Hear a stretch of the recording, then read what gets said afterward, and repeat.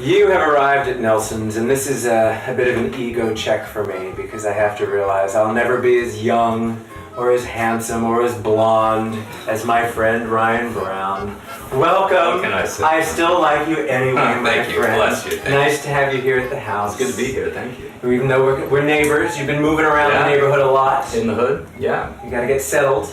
You've got a wife and child. You need to. This is right. I'm actually in the middle of a move as we speak. I had to almost break away from the move to be here, which I was certainly glad to do. But yeah, There's nothing that's more moving stressful. for you. It isn't, and we're moving a block away. I can throw. My son and I discovered that we can throw a football from our current roof to our new roof, but you still have to pack everything into a truck and move it. I would think a close move like that might even be more stressful because you would be more likely to try and do everything yourself as opposed to just having. That's it. You spend more time on the sidewalk carrying all your stuff. But It's funny because I know his wife, the fabulous Victoria Arbiter, royal correspondent, and I knew you from your television work, and I saw him walking around the neighborhood. We actually lived in the same building at one point, which was strange.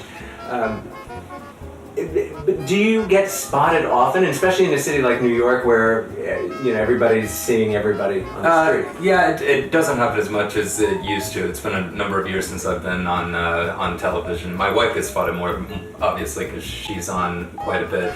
It was funny. I found it very regional. I happen to work on two on Guiding Light and Young and the Restless, which are both CBS shows, and I travel a lot with my family, my parents, and extended family in the Deep South. And anytime that I went there, I seemed to get recognized more than up here. New York tends to be very ABC heavy for whatever reason as far as the fan. The South was, we had the CBS fans tended to be in the South, and it was a really crazy thing. I would have never thought that until I kind of got out there. But yeah, every once in a while somebody. A lot of time there's this, I know you from somewhere kind of question. So. Well, and you do that. I mean, that's the price of being an attractive person. You always seem familiar looking to people. I mean, it just happens to me every time I go to the supermarket. Let's talk about The Young and the Restless and Guiding Light. Both of those shows, you played very high-profile recasts. Yeah. On Young and the Restless, Billy Abbott, and Guiding Light, Bill Lewis. Yes. So I never had to learn to respond to a different name. Very convenient. Do you still answer to Bill? Yeah, either one of them. Yeah. Yes. But that's got to be tough, coming in there and trying to make a role your own. Yeah, it is. I mean, it's a bit of a double-edged sword. On one hand, it's good to come into, in both cases, they were very established families that had a history, and so you come into what was a well-known character and a big character, and with parents who were stars on the show, have been there forever. So it's really good because you really get thrust into the environment. The flip side of it, of course, is that people have already been invested in this character, and namely the actor who was playing it beforehand. Everybody said, the producers, the writers, and everybody say, you know what, go out, do the thing, make it your own, and that's all you can do. That's all any of us can do. So, I just tried to, on day one, take that part out of your head and say, okay, it's my role now. I'm going to do the best that I can with it. Was it a fluke that you ended up doing daytime? Was that what you had set out to do? No, not really. Actually, I studied film production in college and moved to New York in '97, I guess, right out of college, planning to work behind the scenes. But in working, I thought I was going to end up being a director. But doing that, I started working with a lot of actors, started getting into theater productions and classes and everything, and just sort of fell into it. I literally did a couple of off Broadway plays when I got here, managed to get an agent, and I was very, very lucky. It was only within a couple of months of getting the agent that this role for Guiding Light opened up. And again, they were looking for a blonde-headed, blue-eyed character that looked like the other members of that family and everything, so I was able to slip in. Well, now that you could actually, if you work on your Australian accent, we could probably pass you off as a Hemsworth. It's gonna take a while. You got that? A little bit, yeah. You could be Thor for Halloween. Well, yeah, we'll see, maybe. Miley Cyrus, hot or not? Miley That's Cyrus. the other Hemsworth brother. Liam Hemsworth is engaged to Miley Cyrus. Oh, see, I didn't even know this. Maybe Victoria could go as Miley Cyrus for Halloween, and you could go as Liam Hemsworth. We could probably do that. We've considered Posh and Bex, and there's several names that have been thrown out over the years. Well, it's tough being a beautiful couple, and with your fabulous gene pool, you have created a fabulous son. Well, thank you very much. Yes, he is. Tell us about him. He's 9 years old, turning out to be a heck of a soccer player. That's his big thing right now. He's a fourth grader. He's got a lot of broad interests, he's a big aviation enthusiast. He's a big traveler. He loves to travel, go, anywhere we go, he goes. And so fortunately we've been able to take him to a lot of places. He spent a lot of time in England because his mother's English. He's a good kid, great kid. Well, and the burden of your ancestry. When Victoria came and sat on the couch, we talked about her dad, who was press secretary for Queen Elizabeth, and your mother is also quite notable. Yeah, my mother's name is Sandra Brown, and she's a fiction novelist who's been at it for a long time, 30 plus years now, and has fortunately made a pretty good name for herself, written quite a few bestsellers. Big and, name.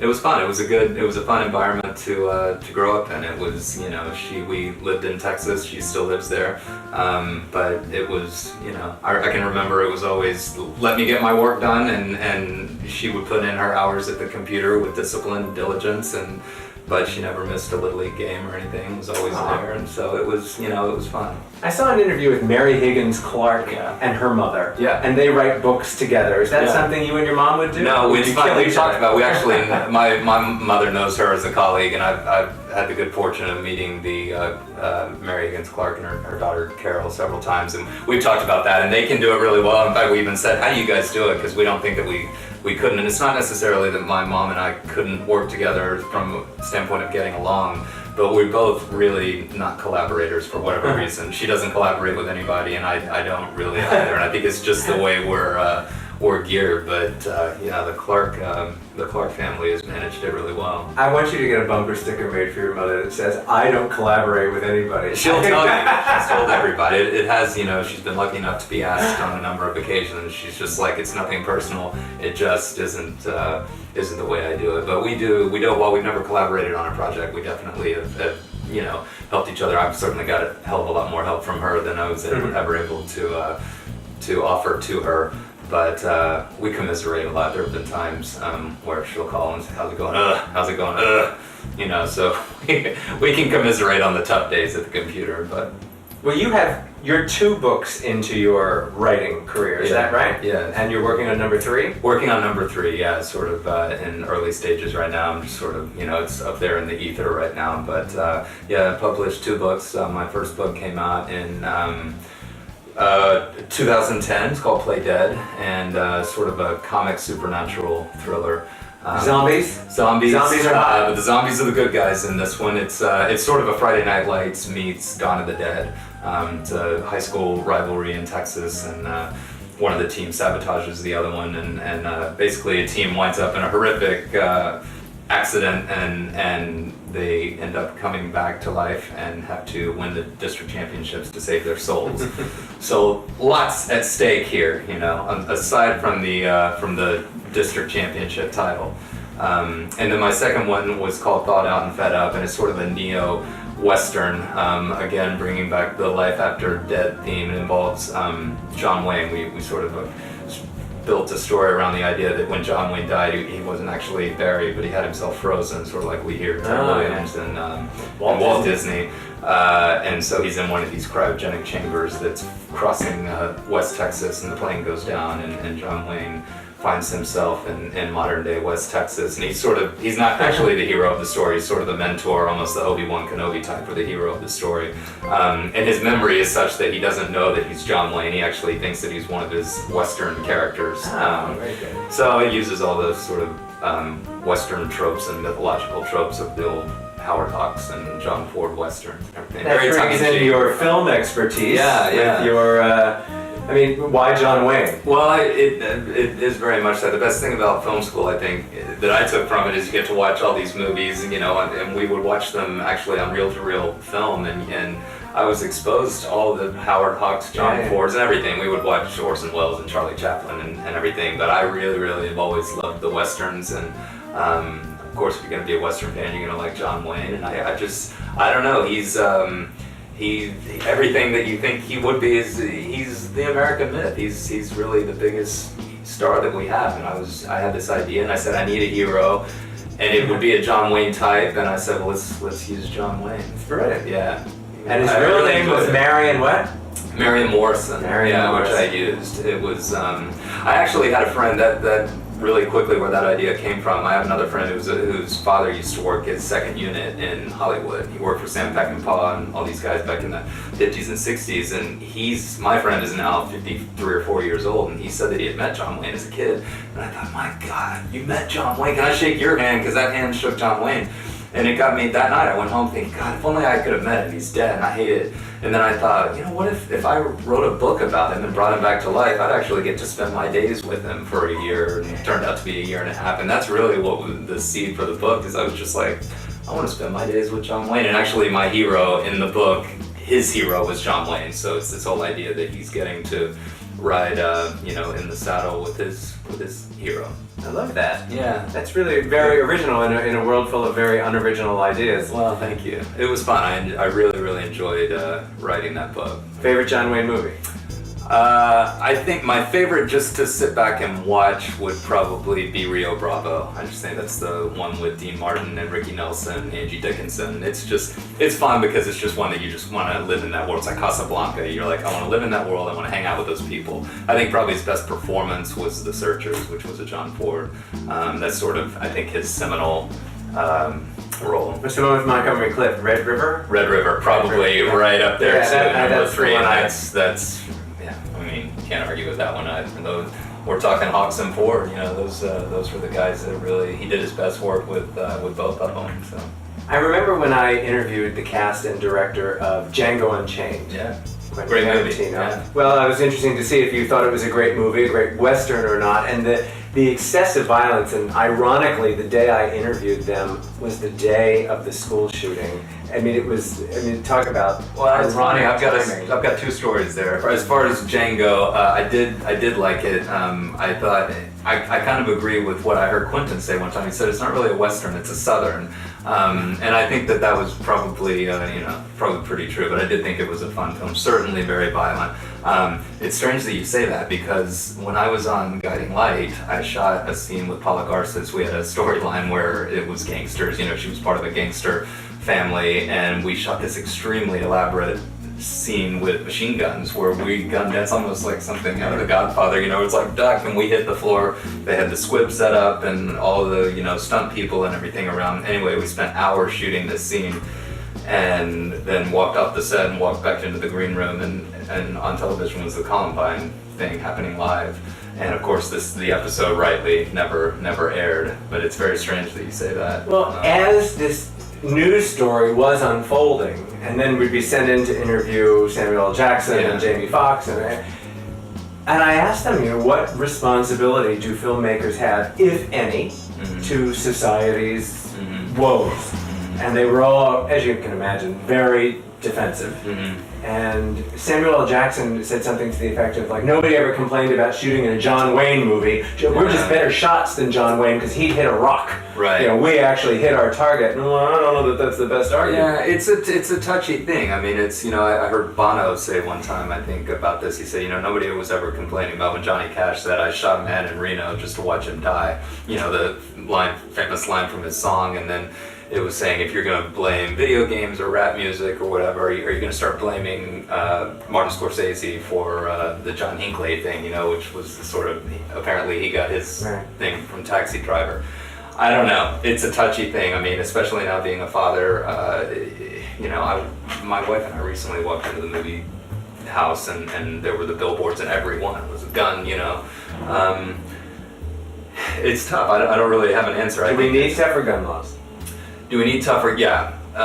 Yes, I think we definitely need tougher gun laws. And I grew up in a house with guns, and I'm not a hunter, but my father had them, and I didn't know. I don't want to get too political. I think that people should be able to own a gun if they want one, but I think it should be absolutely as hard as it possibly can be to get one. That's sort of the way I look at it. I think make it as hard as you can, and I am also against assault weapons. I don't think that those should be.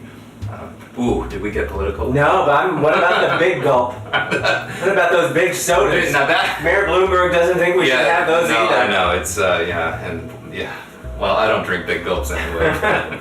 Do you like living in New York? Is New York your home now? It is, yeah, it is. I do like it. It's, I've always said my key to living here is to get out of it as often as you can, and that's not a knock against New York, but as a New Yorker, I'm sure you can relate. It's, it's an island at the end of the day, and it's a very manic and crazy island, but I love the city. I've been here now, 16 years, I think, minus the time that I was in Los Angeles doing Young and the Restless, but I love Texas. I love my upbringing, but with an English wife and my family in Texas, this is a really good central ground for us, and I don't see us going anywhere anytime soon. Best thing about leaving New York is coming back. I always love coming back and seeing the skyline waiting for me. It is, and there's only the Christmas time and the holidays, and last week we were fortunately invited to go on a birthday party that was a river cruise, and we're going past the city, and it's like moments like this that you're like, I'm really glad I live in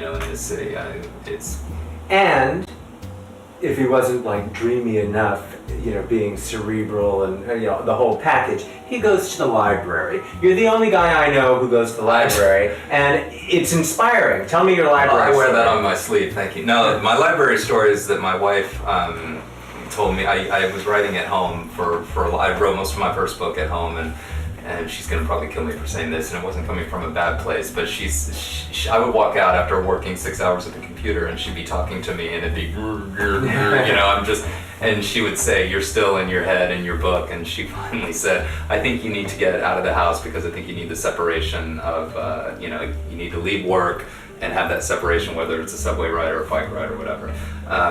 So then it's like, well, I don't know how I'm gonna get office space or anything. So I started going to the library, and I was like, this is terrific. And as a writer, how does that setting? It is. Well, I've always been said there are people that can write with, they like a view of the ocean, or they like music playing or anything, and I'm a guy that likes silence. I really, really have to have silence, and even sort of dark space, and the place that I go has that, provides that. And it's, you smoke a pipe and have elbow pipes? I do actually have a pipe prop. It's funnily enough to say, it goes back from my filmmaking days, always seeing these pictures of Orson Welles with a pipe at work, and several years ago I was walking past a pawn shop and saw one and said, I'm going to get myself a pipe, and it's never been lit, but at times where I just need to ponder and think, I put the pipe in. Well, we've talked about this in modern filmmakers, and you have your degree in that, but technology changing so fast that it's almost like, for some careers, not all, that secondary schooling is almost obsolete. If you were going to go back and teach somewhere, what would you be teaching, do you suppose? I love English and literature. I mean, that was always my son is a fourth grader now, and he's already exceeded my knowledge on how I can help him with math. Math was never my thing. I would say English and literature, but I also loved history. So anything with words and books was preferable to me. But on the filmmaking front, as we were saying, film school has changed so much. It wasn't that long. I think I graduated in '97. But even back then, it was before everything became digital. We didn't have the SLR cameras that shoot film. We couldn't edit digitally. We were still splicing film with razor blades and, shooting 16mm film. So it's amazing how quickly it's changed. Well, but that, you're never going to beat the education of the art of film. And, you talking about Peckinpah and Orson Welles and John Wayne gives me satisfaction knowing that you know about the art history behind film. Yeah, that's important too. I do too. I mean, I think growing up, I was always a big fan of Peter Bogdanovich. I loved his films, but one of the other things I loved about him and reading his books and everything was he was somebody that always went back, and his mentors were the Hawkses and the Fords and the Wells and everything, and I think that's important. I like the idea of learning from your elders and having these mentor figures, and I do think anybody doing film or whatever you're doing, learn from the past, learn from the masters. There's still so much to be learned from those guys, obviously. Well, let's see how fast on your feet you can be. It's not over till the fat lady sings, so we're gonna just bring out the fat lady.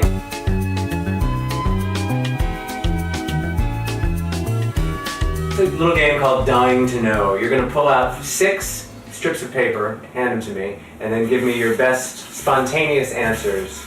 It's got to be 6. spontaneous. Yeah, don't overthink. So I'm picking out 6 now. Pick out 6 now. They're almost like Little Fortune. Okay. Yes. Is that? I won't look at it. That's 5. Give me one more. Okay. There you go. All right. Have you ever done karaoke? I have done karaoke. Yeah.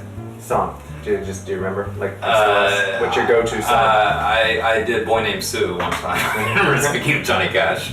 Yeah, and that's a hard one, especially if you've had a couple of beers first. A lot of words in You are a Southern boy. Las Vegas, love it or leave it? I love it for 48 hours, and then I can't wait to leave it. But I'm a sucker for Vegas.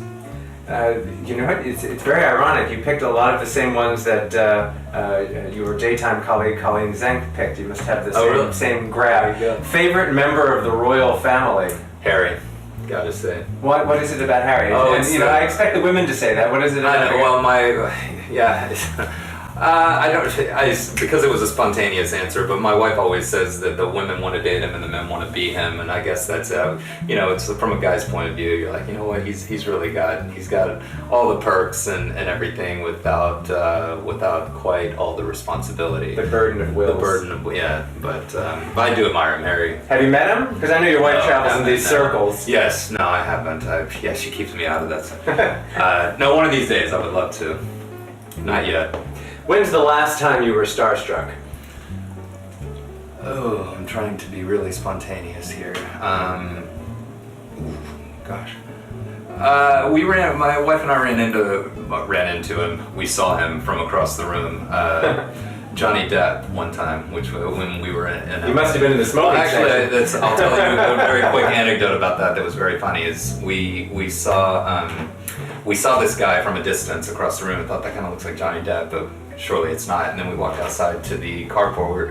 We were at a hotel in Los Angeles, and where they were doing the ballet. This guy has, goatee, cigarette. He's got his coat draped over his shoulder, and this model girlfriend sitting next to him. And I leaned over to my wife. You gotta be kidding me with this guy. I mean, who does he think he is? Johnny Depp? Look, he looks ridiculous. He looks ridiculous. A Ferrari pulls up, and I'm like, oh yeah, great.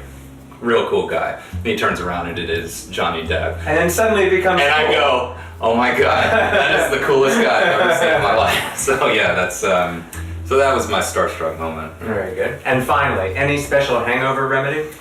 I say attack. Well, you got to hit it from several different angles, actually, which I learned in college. But I think grease is key. I always hit it with heavy bacon. If you can get on the outside of a quarter pounder, that's going to help you a lot. And then I follow it up with like a fruit shake. So hit it with grease and then hit it with the fruit and veg.